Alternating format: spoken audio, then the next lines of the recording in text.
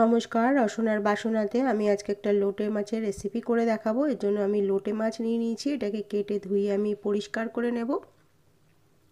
নিয়ে এর মধ্যে আমি 1 চামচ নুন, 1 চামচ হলুদ গুঁড়ো, 1 চামচ লঙ্কা গুঁড়ো আর একটু পাতিলেবুর রস দিয়ে এটাকে মেখে আমি ভালোভাবে রেখে দেব।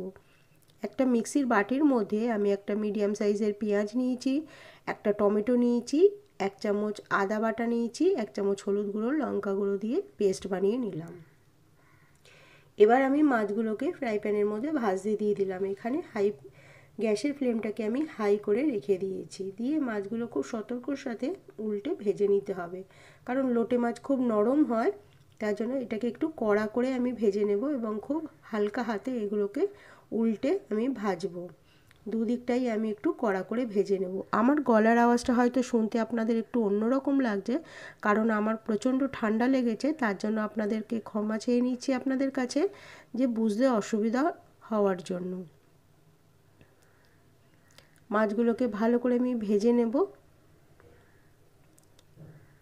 ভেজে এবার মাছগুলোকে আমি এক এক করে তুলে নেব।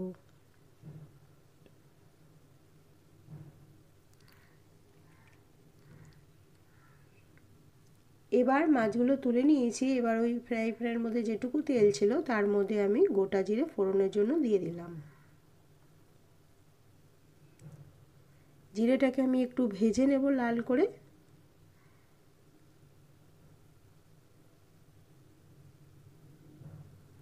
এবার আমি একটা বাটির মধ্যে, আলাদা একটা বাটির মধ্যে 3 চামচ টক দই নিয়ে নিয়েছি আর এর মধ্যে 1 চামচ হলুদ গুঁড়ো দেব। যেহেতু আমি ওই মশলাটাতে হলুদ গুঁড়ো লঙ্কা গুঁড়ো দিয়েছি, তাই এখানে একটু কমই হলুদ গুঁড়ো আর লঙ্কা গুঁড়ো ব্যবহার করব। 1 চামচ লঙ্কা গুঁড়ো দিয়ে দিলাম।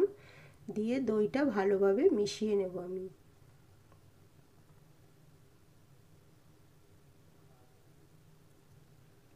এবার যে পেঁয়াজ আর টমেটো বেটে যে মশলাটা বানিয়ে রেখেছিলাম সেটা আমি দিয়ে দিলাম ফ্রাই প্যানের মধ্যে। দিয়ে ভালোভাবে এটাকে আমি নেড়ে মিশিয়ে দেবো তেলের সাথে।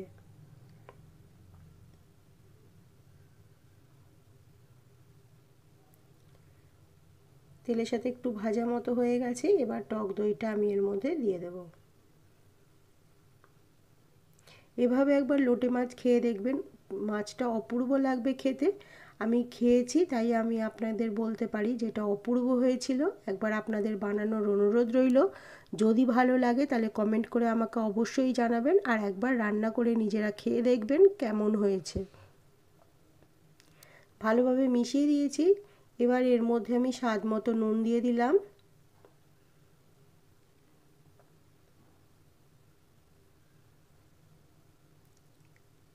আর দেব 1 চামচ জিরে গুঁড়ো। আর টক দই দিয়েছি, তার স্বাদটাকে ব্যালেন্স করার জন্য আমি এখানে দেব 1 চামচ চিনি। চাইলে আপনারা চিনিটা নাও দিতে পারেন, কিন্তু চিনিটা দিলে এর টেস্টটা আরও ভালো লাগবে।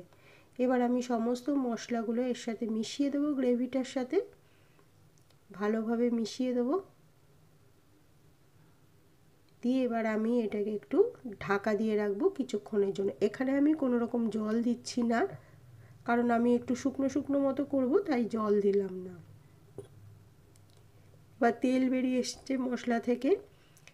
এবার একটু নাড়িয়ে নিয়ে এর মধ্যে আমি একটু গরম মশলার গুঁড়ো দিয়ে দেব।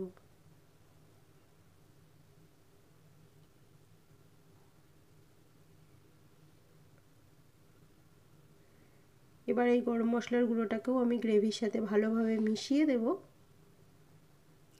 দিয়ে আপনারা যদি চান এরকম গ্রেভি রাখতে, তাহলে এই অবস্থাতেই মাছগুলো দিয়ে নাবিয়ে নেবেন। আমি যেহেতু আর একটু শুকনো বানাবো, তাই গ্রেভিটা আর একটু টানিয়ে নেব। গ্রেভিটা ঠিক এই রকম রাখবো আমি। এবার মাছগুলোকে দিয়ে দিচ্ছি। দিয়ে মাছগুলোর গায়ে ভালোভাবে মশলা মাখিয়ে নেব। তাহলেই রান্না আমার কমপ্লিট হয়ে যাবে।